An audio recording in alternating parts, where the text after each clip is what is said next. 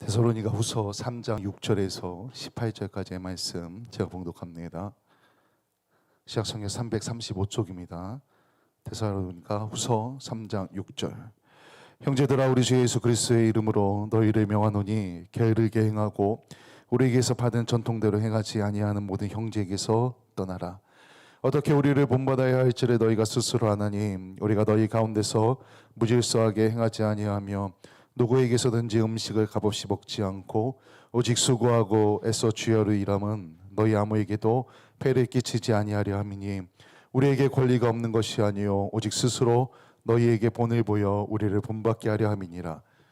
우리가 너희와 함께 있을 때에도 너희에게 명하기를 누구든지 일하기 싫어하거든 먹지도 말게 하라 하였더니 우리가 들은즉 너희 가운데 게으르게 행하여 도무지 일하지 아니하고 일을 만들기만 하는 자들이 있다 하니 이런 자들에게 우리가 명하고 주 예수 그리스도 안에서 권하기를 조용히 일하여 자기 양식을 먹으라 하노라. 형제들아, 너희는 선을 행하다가 낙심하지 말라. 누가 이 편지에 한 우리말을 순종하니 아니하거든 그 사람을 지목하여 사귀지 말고 그로 하여금 부끄럽게 하라. 그러나 은수와 같이 생각하지 말고 형제같이 권면하라. 평강의 주께서 친히 때마다 일마다 너희에게 평강을 주시고 주께서 너희 모든 사람과 함께 하시기를 원하노라. 나 바울은 친필로 문안하노니 이는 편지마다 표시로서 이렇게 쓰노라. 우리 주 예수 그리스도의 은혜가 너희 무리에게 있을지어다. 아멘. 할렐루야. 아멘. 아이들은 단 것을 좋아합니다. 사탕, 젤리 이런 것들을 참 좋아합니다. 그렇다고 부모가 자녀에게 사탕을 매일 주지는 않습니다. 원하는 대로 다 준다고 그게 사랑은 아닙니다. 정말 사랑한다면은 이 아이가 그게 먹고 싶어서 울고 때를 써도 아닌 것은 아니라고 말해주고 거절해야 합니다. 매일매일 사탕을 주면 결국 이가 썩고 오히려 더 큰일이 납니다. 그러니까 거절해야 합니다. 적당히 조절해야 됩니다. 또 때로는 우리 아이들이 나쁜 습관을 갖고 있으면 그대로 두면 안 되고 혼을 내기도 하고, 그래서 그것을 고칠 수 있도록 우리 부모가 또 어른들이 도와줘야 합니다. 그래서 때론 우리 아이들을 우리가 사랑하니까 혼냅니다. 책망하기도 하고 안 되는 걸 거절하기도 합니다. 바울은 예수 그리스도의 이름으로 명령합니다. 6절에 보니까 떠나라라고 말합니다. 무절제하게 살고 사도의 가르침을 따르지 않는 형제에게 떠나라. 6절 말씀을 제가 한 번 더 읽어봅니다. 형제들아, 우리 주 예수 그리스도의 이름으로 너희를 명하노니 게으르게 행하고 우리에게서 받은 전통대로 행하지 아니하는 모든 형제에게서 떠나라. 이 교회 안에도 어린아이와 같은 형제들이 있을 수 있습니다. 우리는 지금 몇 명이 안 되니까 없지만 인원이 많아지면은 그 중에도 분명히 어린아이 같은 신앙을 가진 사람들이 있습니다. 저도 정말 이렇게 한 100명, 500명, 또 1000명 모이는 교회에서 있어 봤지만 신앙생활을 되게 오래 하신 분인 것 같은데 전혀 납득할 수 없고 이해할 수 없는 말과 행동을 하신 분들이 있습니다. 정말로 교회에 대해서 잘 모르시는 건가? 딱 누가 봐도 권사님이고 집사님이고 한 5년, 10년 다닌 것 같은데 교회를 전혀 모르고 신앙이 정말 어린아이 같은 그런 분들이 있을 수 있습니다. 있기도 합니다, 실제로. 근데 여기서 오늘 성경에서 뭐라고 말합니까? 떠나라고 합니다. 멀리하라고 말하고 있습니다, 바울이. 물론 우리가 주 안에서 한 형제이기 때문에 서로 다 사랑해야 합니다. 그리고 믿음으로 성장할 수 있도록 서로 도와야 합니다. 그런데 때론 그 가운데 불순종하고 또 형제와 갈등을 겪게 하고, 그래서 우리는 불편해서 어떻게 합니까? 사람이 많은데 쟤랑 저 사람하고 나하고 안 맞아. 저 사람 자꾸 뭔가 갈등을 일으키는 것 같아. 그럼 어떻게 합니까? 그냥 거리를 둡니다. 그냥 멀리하는 게 우리 최고의 방법이라고 생각하고 말하고 하지 않습니까? 그냥 관계 끊으면 되지, 멀리하면 되지. 그런데 오늘 말씀은 바울은 떠나라라고 말하지만 이 말씀을 쭉 읽다 보면은 그게 다가 아님을 말합니다. 그냥 두면 안 된다는 겁니다. 묵인하면 안 된다는 겁니다. 잘못됐으면 잘못됐다고 말해야 한다는 겁니다. 우리가 우리 아이들을 책망하듯이 그 잘못된 행동과 말이 있다면은 이야기해야 한다는 겁니다. 그런데 오해하지 말 것은 그렇다고 막 야 너 이거 잘못했어, 세상 이거 아니에요, 이렇게 막 다그치듯이 혼내듯이 하라는 것이 아니라 사랑으로 포기하지 않고 다시 바로 설 수 있도록 옆에서 사랑으로 돕고 섬기라는 겁니다. 그러니까 이 교회 안에서 이 말씀을 잘 오해해서 야 성경에서 그렇게 했어, 그래서 너 이거 잘못했으니까 이렇게 하면 안 되라고 막 정말로 아이들 혼내듯이 막 다그치시 말하시는 분들이 가끔 있습니다. 그러면 상대방이 어떻습니까? 상대방도 성인인데? 아니 하물며 아이들한테 그렇게 해도 기분이 나쁜데 성인들한테 그러면 얼마나 기분이 나쁘겠습니까? 교회를 떠나기 가장 좋은 조건을 만들어주는 겁니다.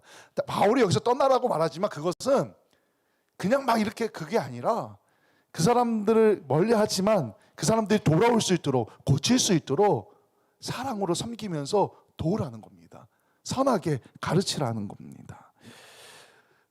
바울은 사도였지만 오늘 이 말씀에 보니까 자기가 밤낮으로 일을 했다고 말합니다. 바울은 사도기 때문에 대접받을 수 있었습니다.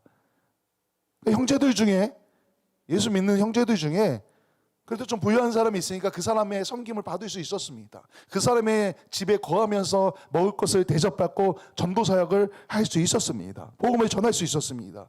하지만 내가 그렇게 하지 않았다, 그렇게 하지 않겠다라고 오늘 말씀에 말합니다. 그 이유는 본을 보이기 위해서다. 본을 보이기 위해 자신의 권리를 포기했다고 말합니다. 나한테도 그럴 권리가 있지만 내가 그걸 포기하고 내가 직접 돈을 벌고 일해서 내가 번 돈으로 먹고 자고 사역을 하고 있다라고 말하는 겁니다. 물론 모든 사역자나 전도자가 바울처럼 해야 하는 것은 아닙니다. 그럼 왜 바울은 이렇게 했느냐? 이 데살로니가 교회의 특수한 상황 때문에 그랬던 겁니다. 바울은 말씀을 가르치는 것에서 그치지 않고 이 데살로니가 교회 성도들에게 본을 보여주기 위해서 그 본으로서의 행동을 하고 있었던 것입니다. 이 성도들을 바르게 인도하기 위해서 마땅히 자신이 누릴 수 있는 권리지만 그것을 포기하고 자신도 일을 하면서 나도 이렇게 일을 하고 있으니 너희들도 게으르지 말고 일을 해서 함께 자기에게 자기가 주어진 일을 하면서 사역에 동참하라고 말하고 있는 겁니다. 10절 말씀을 읽어봅니다. 10절 우리가 너희와 함께 있을 때에도 너희에게 명하기를 누구든지 일하기 싫어하거든 먹지도 말게 하라 하였더니 이렇게 말합니다. 일하기 싫어하거든 먹지도 말게 하라. 이 말을 하고 싶은 겁니다. 이 말을 하고 싶은 겁니다. 근데 그냥 말하면 자기도 놀면서 일하지 돈 벌지 않으면서 복음 사역만을 하고 있으니까 그렇게 말하면 본이 안 될 것 같으니까 본이 되기 위해서 이 말을 하고 싶어서 게으른 성도들에게 이 말을 하고 싶어서 자기도 일을 하면서 일하기 싫거든 먹지도 말라라고 말하고 있는 겁니다. 다시 말하면 이 데살로니가 교회 안에 성도 중에 무절제하게 살면서 다른 사람들의 섬김만 받으려고 하는 그런 사람들이 있는데 그렇게 살지 말라고 경고하고 있는 겁니다. 공동체 안에서 일은 하지 않고 오히려 일을 만들기만 하는 사람들, 섬기지도 않으면서 섬김 받으려고만 하는 사람들, 바울은 그들을 향해서 조용히 일해서 자기 양식을 스스로 먹으라고 명하고 있는 겁니다. 이런 모습을 통해 성숙해지는 겁니다. 이것을 깨닫고 변화되면서 성숙한 성도의 삶을 살아가는 겁니다. 이 바울의 명령을 따라 이게 회복되어지면은 영적인 질서가 회복되는 겁니다. 삶의 모든 영역에서 핑계나 무절제함이 사라지고 정직하게 하나님 앞에 살아가는 모습, 그것을 회복하기 위해서 바울이 이런 말들을 하고 있다는 것입니다. 이거 좀 어려운 말로 우리는 성화라고 얘기합니다. 예수님을 닮아가는 과정, 성화의 과정. 그래서 우리는 이렇게 이 말씀을 통해서 배우면서 우리의 삶을 변해가면서 예수님을 점점 닮아가는 겁니다. 그 성숙해지는 겁니다. 성화되어져 가는 겁니다. 오늘 이 말씀을 기억하면서 우리 성도님들도 이런 과정 가운데 성숙해지기를 소망합니다. 아멘. 또 데살로니가 공동체에는 근심거리가 하나 있었습니다. 그것은 게으른 형제들이었습니다. 그러니까 이 앞서 말한 게 따로 떨어진 것 같지만 계속 그것을 이 뒤에 거를 말하기 위해 앞서 얘기하고 연결해 가고 있는 겁니다. 그런데 이 게으른 형제들을 보면 교회 안에서 사실 그럴 때 있습니다. 제가 학생 때, 청년 때 또 전도사 사역을 하면서도 사실 정말 열정적으로 열심히 교회 안에서 일을 했었습니다. 그런데 일할 수 있는 그 상황은 한정적인데 사람은 많을 때 저는 열심히 하고 있는데 옆에서 누가 놀고 있습니다. 그러면 처음에는 괜찮은데 이게 반복되어지면은 기분이 나쁩니다. 근데 이게 학생 때도 그랬는데 청년 때는 더해집니다. 근데 또 나이가 더 들어서 청년의 나이가 지나고서도 막 나는 열심히 하고 있는데 저 옆에서 하하호 웃고 떠들고 있으면은 기분이 상합니다. 내가 이렇게 열심히 있는데 옆에 게으른 형제들이 있었던 겁니다. 이 데살로니가 교회에도. 그러니까 나는 선을 행하고 있습니다. 나도 열심히 하고 있습니다. 근데 저 사람들 보면 어떻게 합니까? 낙심이 되는 겁니다. 기분이 나쁘고 상한 겁니다. 지금 이 성경에서 말하는 상황은 제가 말한 것보다 조금 더 심각한 상황인 겁니다. 그래서 뭐라고까지 말하냐면은 말씀에 순종하지 않는 형제들에 대해서 낙심하지 말랍니다. 그런데 그런 형제들이 있으면 지목하고 사귀지 말라고 합니다. 좀 떨어지라고 말합니다. 그러면 스스로 느낀다는 겁니다. 왜 저 사람들이 나한테 왜 저러지? 그래서 뭐라고 말합니까? 부끄러움을 느끼게 하라고 합니다. 오늘 말씀에 부끄럽게 하라고. 근데 이게 우리가 이 말씀을 오해하면 안 됩니다. 막 따시키고 멀리하고 이제 다시는 그 사람과 어울리지 말고 그게 아니라는 것입니다. 미워하지 말고 원수 대하듯 하지 말고 사랑으로 대하라고 말합니다. 오늘 바울이 그렇게 말합니다. 부끄럽게 만들되 사랑으로 대하라고 말합니다. 그러니까 막 따시키고 막 배제시키고 이게 아니라 깨닫고 변화되어 함께 할 수 있도록 만들라고 권면하고 있는 겁니다. 누구에게? 먼저 선을 행하는 사람들에게, 열심인 사람들에게 다른 사람들이 그걸 느끼고 따라갈 수 있도록 하라고 하는 것입니다. 그리고 낙심해서 선을 멈추면 안 된다고 말합니다. 내가 열심히 하는데 열심히 안 하는 사람 때문에 낙심할 수 있습니다. 왜? 우리는 같이 봉사하는 거니까, 같이 헌신하는 거니까. 근데 헌신의 자리에서 나는 헌신하는데 옆 사람이 헌신하지 않으면은 낙심할 수 있습니다. 그러나 낙심하지 말고 나는 나대로 계속 선을 행하라고 말하고 있는 것입니다. 또 그 형제들의 사랑을, 그렇지 않습니까? 교회 안에서 보면은 헌신하는 사람은 계속 헌신하는데 그 헌신을 받는 사람들은 계속 받습니다. 그런 사람의 요구를 끝까지 들어줄 필요는 없다고 오늘 말하고 있는 것입니다. 오늘 말씀에는 좋은 말씀이 참 많은 것 같습니다. 성도로서 빛의 열매를 맺기 위해서 그저 막연하게 무조건 선하게 하는 것이 아니라 착하게만 하는 것이 아니라 한계점을 가르쳐주고 있는 것입니다. 이런 상황에서는 거절해도 된다. 하지 않아도 된다. 상대방이 부끄러움을 느껴 돌아서게 하라. 책망할 수 있으면 하라는 겁니다. 그런데 중요한 게 있습니다. 하긴 하는데 원수처럼 여기지는 말라는 겁니다. 형제 자매로 여전히 여기고 진심으로 권면해야 한다는 겁니다. 끝까지 포기하지 말고 사랑으로 해야 한다는 겁니다. 사랑으로. 우리가 사랑으로 하면은 이 선한 자의 낙심을 회복시키시고 이 사랑으로 행하면 부끄러운 자가 부끄러움을 깨닫게 한다는 겁니다. 그게 아니라 그냥 내 마음의 상해서 똑같이 해주는 게 아니라 사랑으로 하면은 그 사랑 때문에 변화가 된다는 겁니다. 그런데 만약 사랑이 없다면, 사랑이 없는 권면은 그것이 아무리 옳은 것이라도 상대방에게 상처를 주고 아무 일도 일어나지 않는다는 겁니다. 역사하는 힘이 없다는 것입니다. 사랑으로 행해야 하나님의 역사가 일어난다는 겁니다. 사랑으로 행하지 않으면 아무 일도 일어나지 않는다는 것입니다. 무엇을 하든 교회 안에서뿐만 아니라 교회 밖에서도 늘 사랑으로 행하시길 소망합니다. 아멘. 바울은 그러면서 이제 이 편지를 마무리합니다. 때마다 일마다 평강의 주님이 데살로니가 성도들에게 있기를 축복하며 말씀을 마무리합니다. 편지를 마무리합니다. 사랑으로 섬긴다는 것은 때로는 생각보다 많이 어렵습니다.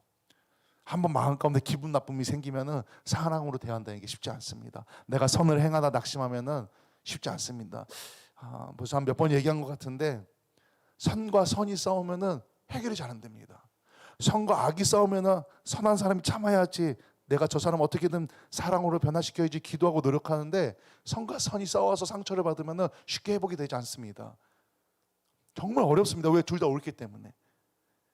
그것을 사랑으로 행하라는 것입니다. 우리가 사랑으로 행하면 우리 주님께서 그 사랑 안에서 역사하십니다. 반드시 평강의 열매를 맺어주심을 믿으시기 소망합니다. 우리 교회 안에서, 우리 교회 안에서 또 혹은 어떤 공동체 안에서 성을 행하다가 어려움을 만날 수 있습니다. 충분히 만날 수 있습니다. 특히 사실 저는 성도로서 선을 행하십시오. 빛의 열매를 맺으십시다. 빛의 열매는 착함과 의로움으로 맺어진다고 자주 얘기하지 않습니까? 그러니까 우리가 세상 가운데 살면서 선을 행하면은 상처받고 내가 언제까지 이래야 돼라는 생각이 들 수 있지만 그래도 사랑으로 낙심하지 말고 하라는 것입니다. 우리가 낙심하지 않고 포기하지 않고 사랑으로 선을 행하면은 적절한 때에 하나님께서 반드시 평강의 열매를 맺어 주신다는 것입니다. 그래서 사도 바울이 일련의 이야기들을 하면서 데살로니가 교회들의 그 안에서의 문제들을 얘기하면서 방법을 알려주고 모든 것에 사랑으로 행하라는 것입니다. 그러면 하나님께서 평강의 열매를 맺어 주실 것이다. 그러면서 평강을 주면서 축복하면서 그 말씀을 마무리하고 있는 것입니다. 오늘 여기 예배드리는 우리 성도님들에게도 우리 주 예수 그리스도의 은혜로 우리 모두에게 우리 교회 가운데 우리 성도님들의 삶 가운데 평강의 열매가 있기를 간절히 축원합니다. 아멘. 기도합니다. 할렐루야. 아버지 하나님, 사람이 모인 곳에는 작든 크든 때로 문제가 있을 수 있습니다. 그 문제가 있을 때 오늘 사도 바울은 이 말씀을 통해 하나님께서 사랑으로 행하라고, 그러면 평강의 열매가 있을 것이라고 우리에게 선포해 주셨습니다. 하나님, 때로 우리가 신앙의 삶을 살아가다가 선하게 살다가 내가 언제까지 이렇게 해야 되나라는 낙심의 생각이 들 때 포기하지 않고 사랑으로 행해 우리의 삶 가운데 평강의 열매를 맺어 더 기뻐하고 더 감사하며 하나님께 영광 돌리는 그런 삶이 될 수 있도록 오늘 우리와 함께하여 주시옵소서. 그 능력을 행할 수 있도록 성령의 기름을 부어주시고 거룩한 지혜를 허락하여 주시옵소서. 오늘 예배 가운데도 임재하시어 우리와 함께하여 주시는 놀라운 그 하나님의 은혜에 감사드리며 예수님의 이름으로 기도드렸습니다. 아멘. 하늘에 계신